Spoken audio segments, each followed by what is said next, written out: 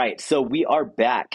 We are going to talk about Raw after Mania now. So the night opened with Cena opening the show with his black entrance, where it just says John Cena, no video package, no nothing like that, no fanfare, really, like we're kind of used to.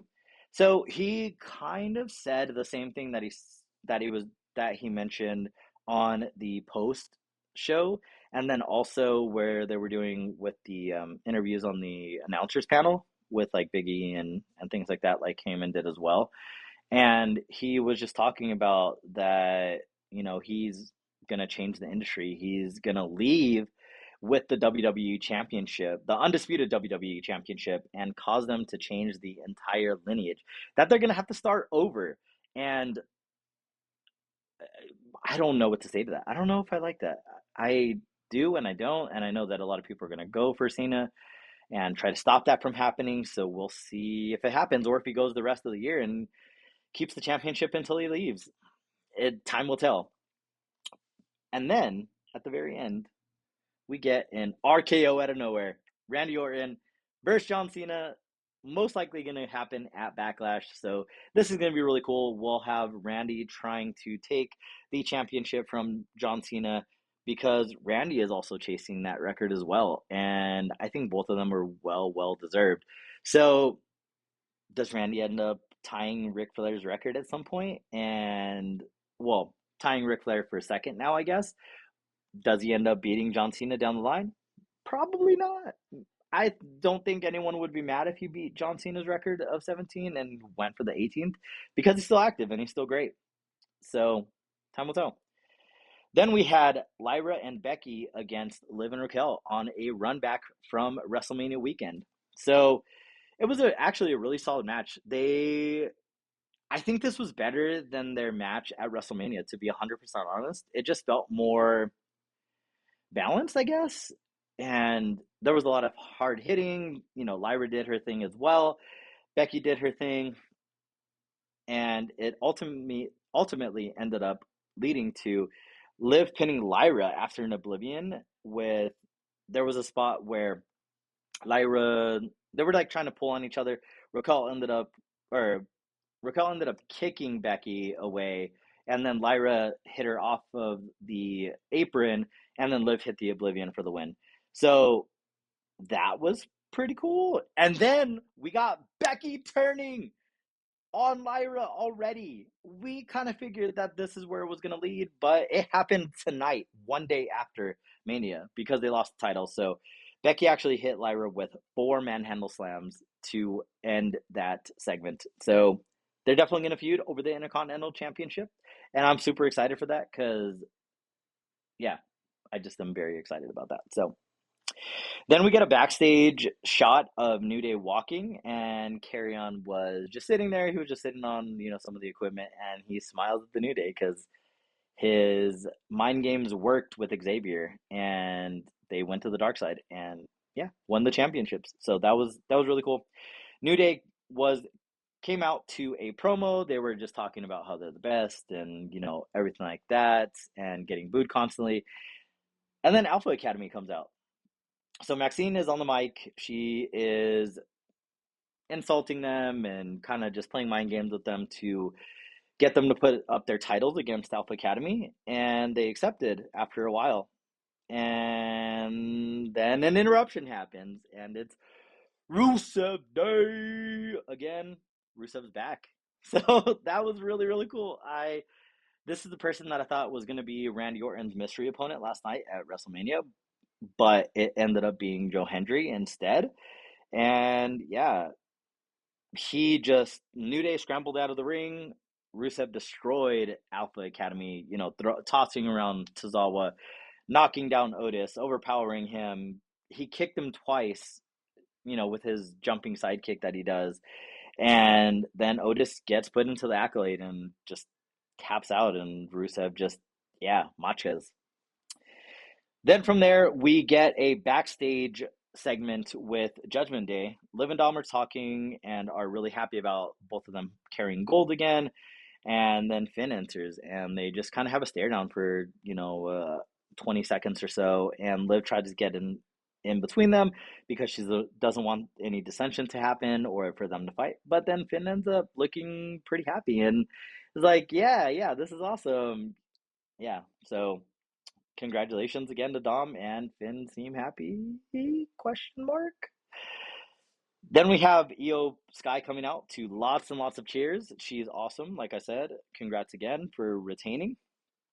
Only to be interrupted by my captain, La Primera, Stephanie Becerra, who challenged her to a match. And then they ended up having a pretty great match, actually. It was really, really solid. And then it ended because of a DQ by Roxanne Perez for some reason. I guess it's because they're having their match tomorrow on NXT. And then we see Julia come out as well. And they were both attacking Stephanie and Io. And then out of nowhere, Rhea Ripley comes out and saves the day. And they had like this little botched moment when Rhea tried to throw Roxanne out. And it was fine, whatever. Roxanne ended up rolling outside. But then Julia and Rhea have a stare down, and Julia just circles around and exits the ring. So no interaction with Rhea and Julia, which is too way too soon, in my opinion. And then we see Rhea giving back the championship to Io, and she tells her that she wants another shot at it. So we'll see what happens with that. Jey Uso title celebration happens after a video package. Pretty long video package showing Jey Uso's life and, his development through WWE and things like that. Sammy comes out to congratulate him, and then they celebrate together, and then Jimmy Uso comes out, and they all celebrate together. Sammy Uso's back together with the Usos, at least in that congratulations segment. Then we go backstage again with AJ, who gets interrupted by Karrion Kross again, calling him out for not using the brass knuckles that he gave him for the Logan Paul match, and said that he should have used it to have a point get across that he's the best. He's the best in the locker room, and he should be proving it. And AJ said that he doesn't want to go back to being that guy. So this is definitely leading to the a feud between the two, which I'm definitely more than okay with. Then all of a sudden, we get Gunther coming out, and he's yelling at the announcers, both Michael Cole and Pat McAfee, and he gets into Michael Cole's face, and Pat ends up saving him. Gunther shoves McAfee, who was trying to just help Michael Cole. Cole got put into a sleeper, actually, by Gunther because he talked about him tapping out. Pat saved Michael Cole, then Pat gets caught in a sleeper by Gunther, and McAfee's podcast on the podcast members on the McAfee show end up jumping the rails to help, but security separates them, including Adam Pearce and everyone else from the back. Pat gets put to sleep, and FU Gunther chants ring out. So people are turning on Gunther because he's just being an animal right now, which is good to see him get back to his roots, to be honest, because he needs to be ruthless. I think he's kind of lost that edge lately, which was definitely obviously planned.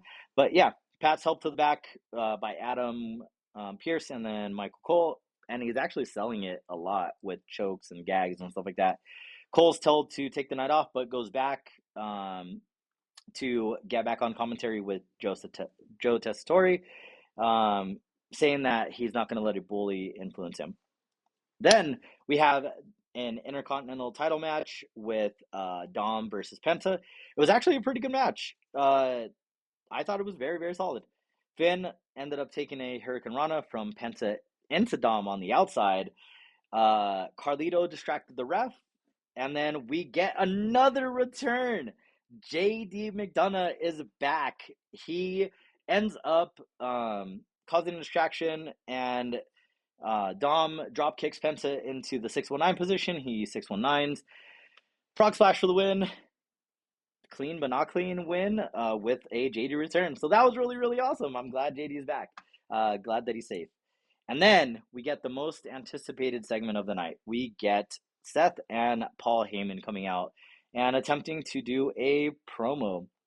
which the crowd was not having. They were chanting for they were singing Seth's song still, the his theme song, but then they started chanting CM Punk. Then they started chanting OTC, various things like that. FU Heyman chants as well, and then we get a CM Punk interruption, and it was no words, just on site attacking Seth.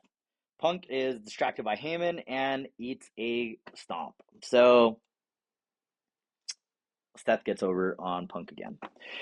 Then the show was like the ending credits were showing, but then they started talking still. Heyman started talking still and says that they're ending the show with the news that there's a new reigning, defending, undisputed, and then he says number one top star, and he raises Seth's hand, Seth freaking Rollins. And then you have the crowd chanting OTC or we want Roman, we want Roman, and then Roman's music hits.